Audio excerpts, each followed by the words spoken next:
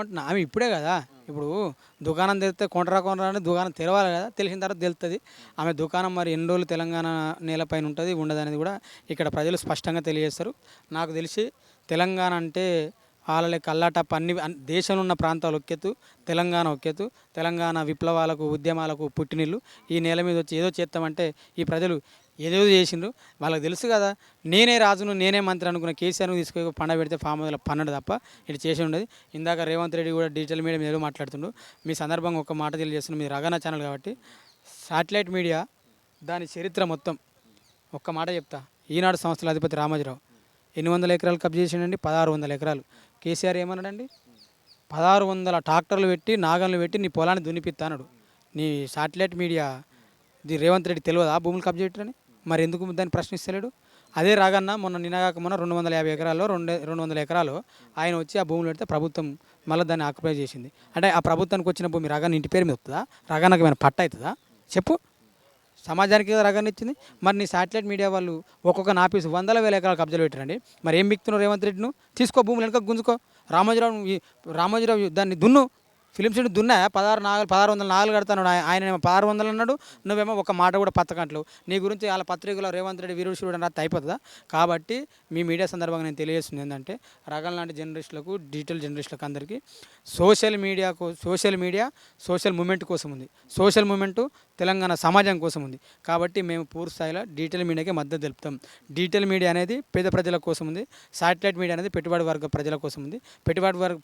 పెట్టుబడిదారి వర్గ ఏజెంట్ రేవంత్ రెడ్డి అయితే ఈ డిజిటల్ మీడియాకు ఏజెంట్లు తెలంగాణ ప్రజలు. ఈ ఏజెంట్ తెలంగాణ సమాజము డిజిటల్ మీడియాకి ఏజెంట్లు. రగన్నకు మిగతా మీడియా మిత్రులందరికీ అదే రే పడవద్దు. సమాజం మీకు పూర్తి స్థాయిలో అండగా ఉంటుంది. ఎందుకంటే రేవంత్ రెడ్డి ముఖ్యమంత్రి సీట్ అనేది నాకు తెలిసి రేవంత్ రెడ్డి కాదు, అది డిజిటల్ మీడియా వాళ్ళది, నిరుద్యోగులది. వీళ్ళిద్దరు కలిసి రేవంత్ రెడ్డి సీట్ అప్ప చెప్పి తప్ప ఏదో రేవంత్ రెడ్డి ముఖం చూసో, రేవంత్ రెడ్డి పనులు చూసో, రేవంత్ రెడ్డి సమాజాన్ని మారుతానని చూసి ఎవడేయలేదు. పాపం ఆయనకు తెలియని విషయం ఏంటంటే ఆయన అగ్గితోని గోక్కుంటుండు. అగ్గి మెల్లగా ఆయన అంట పెడుతుంది. మీరు చూడండి, ఇక కాంగ్రెస్ వాళ్ళు ఏదో ఊహలలో తేలుతురు. ఇంకొక 3 ఏళ్ళు అయితే వాళ్ళ ఊహలు ఒత్తిడి అవుతుంది. వాళ్ళ గాలి కూడా డిజిటల్ మీడియా తెలంగాణ సమాజం తీస్తారు. మీరు గమనించండి. ఆయన ఏం మాట్లాడుతుండో పాపం ఆయనకన్నా అవగాహన ఉండాలి. నాకు సిగ్గు అనిపిస్తుంది.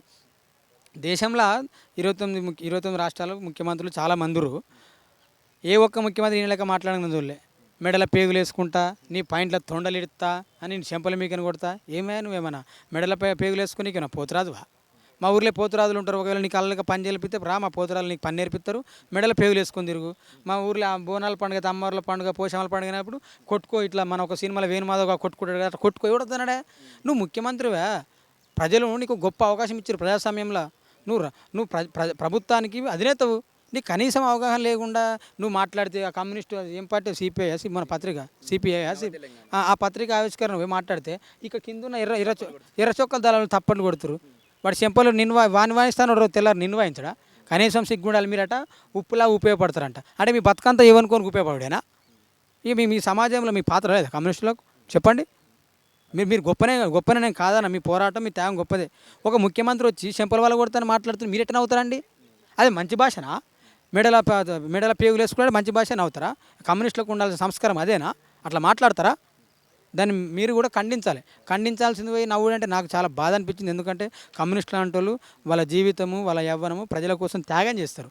మీ త్యాగం ముందు ఆయన ఆయన ఇప్పుడు ఆయనే మాట్లాడాడు. నాది ఈ బడి ఆడ కాలేజీలో పని చదివినా ఈడ పని చేస్తున్నా అని చెప్పిండు.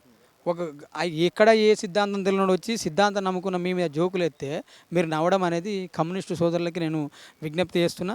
మీరు గొప్పవాళ్ళు, అవలగాలను పిలిపించి ఆగం కాకండి. మీకు సమాజం మీ మీద చాలా గౌరవంతో ఉంటుంది. కాబట్టి ఆ గౌరవం మీరు కాపాడుకోవాల్సిన సందర్భంగా తెలియజేస్తున్నాను. కవిత సీఎం అయితే అంటుంది, అయ్యే అవకాశం ఏమైనా ఛాన్స్ ఉందా తెలంగాణలో? కవిత సీఎం అయితే అంటే అక్క కలడాలి అనుకుంటుందేమో, నాకైతే తెలియదు. కవిత సీఎం కావాలని చాలా ఇంటర్వ్యూలలో చాలామంది చెప్తారు. పాపం కేఏ పాలంత గొప్పలైతే గారు వీళ్ళు. కేఏ పాలే ముఖ్యమంత్రి కాలే కదా. అంటే ఒక ముఖ్యమంత్రి కావాలన్నా వద్దా అనేది ప్రజలు, సమాజం నిర్ణయిస్తుంది. రాత్రి ముఖ్యమంత్రి అయితేనలో రాత్రి కూడా వెళ్ళిపోయిన వాళ్ళు చాలా సందర్భాలు ఉన్నాయి. అట్లా కాదు. ఒకవేళ కవితను సమాజం యాక్సెప్ట్ చేస్తే కవిత ముఖ్యమంత్రి అవుతుంది. కవిత ముఖ్యమంత్రి వద్దనుకుని కవిత అనుకుంటే ప్రజలు వద్దంటే ప్రజలు వద్దంటారు. అది ప్రజల చేతిలో ఉన్న నిర్ణయం కదా. దాన్ని మనం ఎట్లా విద్యార్థులు ఏ విధంగా చూస్తారు కవిత ఇష్యూని? వాస్తవానికి అసలు కవిత ఇష్యూ లేకుండా చూస్తలేము అసలు మాకు కుటుంబంలో ఏదో అనేది ఉత్తగా కాదుగా బీఆర్ఎస్ పార్టీ అని టీఆర్ఎస్ పార్టీ కాదు తెలంగాణ ఉద్యమం మీద డిపెండ్ అయ్యి ఆ సెంటిమెంట్ మీద వచ్చినటువంటి పార్టీ అధికారం మీద చేసారు కేసీఆర్ తెలిసింది అందరూ ఏదో చర్చ జరుగుతుంది ఆ కుటుంబంలో ఏదో జరుగుతూ ఉంది అంత చిన్న వ్యక్తులు ఏం కాదు కదా అయితే ఆ విషయాన్ని మేము అది కుటుంబ ఇష్యూ వరకే మేము పరిమితి చేస్తున్నాం. నాకు తెలిసి ఈ 3-4 రోజుల్లో కవితను కూడా సస్పెండ్ చేస్తారని అయితే నాకు అవగాహన ఉంది. నాకు తెలిసి 1,000% చేస్తారు అనుకుంటున్నా. 1,000% కవితను సస్పెండ్ చేస్తారు. కవిత కేవలం మన ఆంధ్రప్రదేశ్లో షర్మిల అయితే ఏ విధంగా ఉపయోగపడదో నాకు తెలిసి ఇక్కడ కూడా అదే బొమ్మలాగా ఉంటుందేమని అనిపిస్తుంది.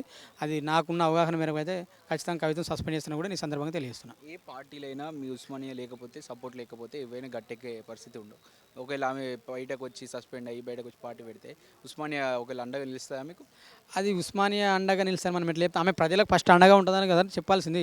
ఆమె ప్రజలకు అండగా ఉంటుందంటే ఉస్మానియా అండగా ఉంటుంది. ఉస్మానియా ఎప్పుడు ప్రజలకు అండగా ఉంటుంది, పార్టీలకు అండగా ఉండదు, వ్యక్తికి అండగా ఉండదు. మంచి చేస్తే అంటే అండగా నిలబడుతుంది ప్రజల కోసం ఉంటుంది అంటే అది ఆమెను చూడాలి. ఆమె ఇప్పుడే వచ్చి నేను చేస్తాను కలవదు కదా. ఆమెను ప్రజలు గమనించిన రోజు ఓకే అంటే మేము మద్దతు తెలుపుతుంది. అది ప్రజల మద్దతు ఉన్నప్పుడు ఉస్మానియా మద్దతు ఉంటుంది. ఉస్మానియా మద్దతు ఊరికి ఎవరికి ఉండదు. ఉస్మానియా విద్యార్థులు ఎప్పుడు కూడా చివరి వరకు ప్రజల కోసం ఉంటారు, ప్రజల కోసం నిలబడతారు.